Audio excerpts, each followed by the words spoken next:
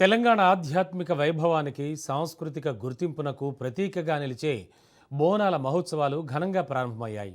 గోల్కొండ జగదాంబిక మహంకాళి ఆలయంలో తొలి బోనం సమర్పించడంతో రాష్ట్ర వ్యాప్తంగా నెల రోజుల పాటు కొనసాగే ఈ ఉత్సవాలకు శ్రీకారం చుట్టారు.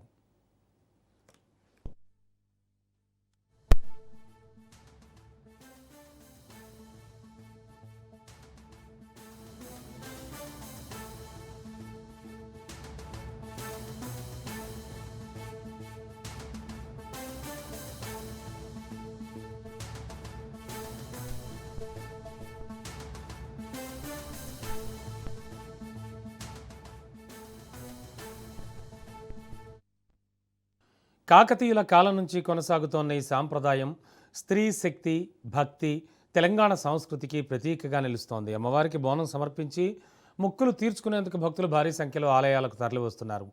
జూలై 26న బల్కంపేట ఎల్లమ్మ, ఉజ్జయిని, మహంకాళి ఆలయాల్లో బోనాల వేడుకలు నిర్వహించనుండగా ఆగస్టు 2న లాల్ దర్వాజా మహంకాళి జాతర, ఆగస్టు 3న సంప్రదాయ రంగం కార్యక్రమం జరుగుతుంది. భక్తులకు ఎలాంటి అసౌకర్యాలు కలగకుండా ప్రభుత్వం విస్తృత భద్రతా ఏర్పాట్లు, ప్రత్యేక సౌకర్యాలు కల్పించింది.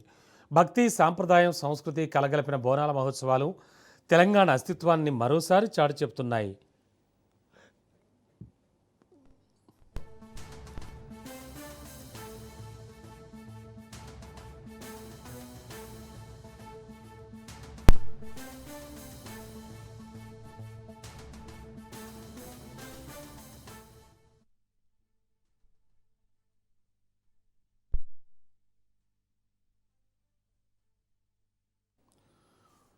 తెలంగాణ కల్చర్, ప్రజల ఎమోషన్, బోనం, భక్తి నిండినటువంటి అడుగులు, సాంప్రదాయాల సందడితో భాగ్యనగరం అంతా కూడా పులకించిపోతోంది.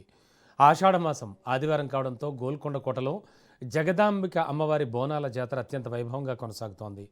పాత బస్తీ నుంచి గోల్కొండ కోట ఊరేగింపుగా ఘటాలు తరలివచ్చాయి. శివసత్తుల పూనకాలు, డప్పుల చప్పుళ్ళు, పోతురాజుల వీర విహారాలు, యువత స్టెప్పులతో గోల్కొండ కోట మార్మోగిపోతోంది. అసలు బోనాల పండుగ వెనక ఉన్న విశిష్టత ఏమిటి? ఎందుకు ప్రతి ఏటా వందలేళ్లుగా ఈ ఉత్సవాలను ఇంత ఘనంగా జరుపుకుంటున్నారు? నిజానికి బోనం అనే పదం సంస్కృత పదం భోజనం నుంచి వచ్చింది. మన గ్రామ దేవతలైన మహంకాళి, పోచమ్మ, ఎల్లమ్మ తల్లికి భక్తితో సమర్పించేటువంటి పవిత్రమైన నైవేద్యమే బోనం.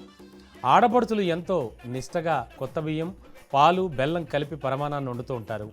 ఆ వండిన అన్నాన్ని మట్టి కుండలో లేదా రాగి, ఇత్తడి పాత్రలోంచి పసుపు, కుంకుమ, వేపాకులతో ఎంతో ముచ్చటగా అలంకరిస్తారు. దానిపై దీపాన్ని వెలిగించి ఆ బోనాన్ని తలపై పెట్టుకుని అమ్మవారి గుడికి తరలి వెళతారు. ఇలా బోనాలు సమర్పిస్తే దేవతలు శాంతించి ఎలాంటి అంటువ్యాధులు రాకుండా ఊరందరినీ, అలాగే ఆ ఊరిని చల్లగా కాపాడతారని ప్రజల గట్టి నమ్మకం.